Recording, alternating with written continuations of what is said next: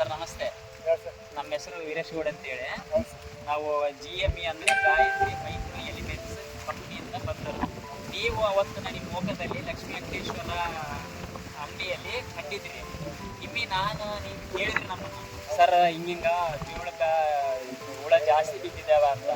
ನಾವೇನು ಹೇಳಿದ್ವಿ, ನೋಡ್ರಪ್ಪ ಇದು ಹೊಸದು ಬಂದಿದೆ, ಹೊಡ್ರಿ ಮೈಕ್ರೋ ಪವರ್ ಇದು ಬುಲೆಟ್ ಕೊಟ್ಟಿದ್ವಿ ನಿಮ್ಗೆ ಹೇಳಿದ್ವಿ.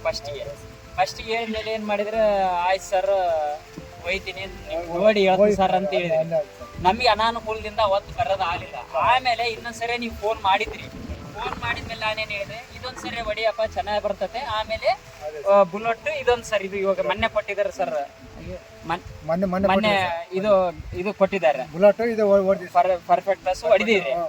ಆಮೇಲೆ ನಿಮಗೆ ಇವಿಷ್ಟು ಹೊಡೆದ ಮೇಲೆ ನಿಮಗೆ ಏನ್ ಅನಿಸ್ತಿತ್ತು? ಜೋಳ ಪರವಾಗಿಲ್ಲ, ಬೇಸಿಕ್ ಕೆಲಸ ಮಾಡಿ ಸರ್. ಹುಳ ನೀವು ರೈತರಿಗೆ ಏನಾದ್ರೂ ಹೇಳೋದು. ಇನ್ನೊಂದು ಪಕ್ಕದ ಹೊಲಕ್ಕೂ ನಿಮ್ಗೆ ಏನನ್ನ ಈ ತರ ಏನ ಚೇಂಜಸ್ ಕಂಡತ್ತ? ಅದಕ್ಕೆ ಇದಕ್ಕೆ ಡಿಫ್ರೆನ್ಸ್ ಏನ್ ತರ ಡಿಫ್ರೆನ್ಸ್?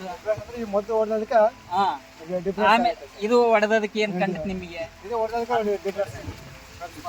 ಇದು ಗಡಸ್ ಬಂದವ, ದಂಟ ತಿಂಡು ಬಂದತ್ತೆ, ಎಲ್ಲ ನಾವು ತಿಂಡು ಬಂದತ್ತೆ. ಹಾ, ನಿಮಗೆ ಇದ್ರ ಬಗ್ಗೆ ಏನ್ ಹೇಳ್ತಾರೆ ರೈತರಿಗೆ? ಅದೇ ಬೇಸ್ ಕೆಲಸ ಮಾಡ್ತೇನೆ ಹೇಳಿ ಸರ್. ಹಾ, ಇನ್ನೇನ ನಿಮ್ಮ ಹೆಸರು?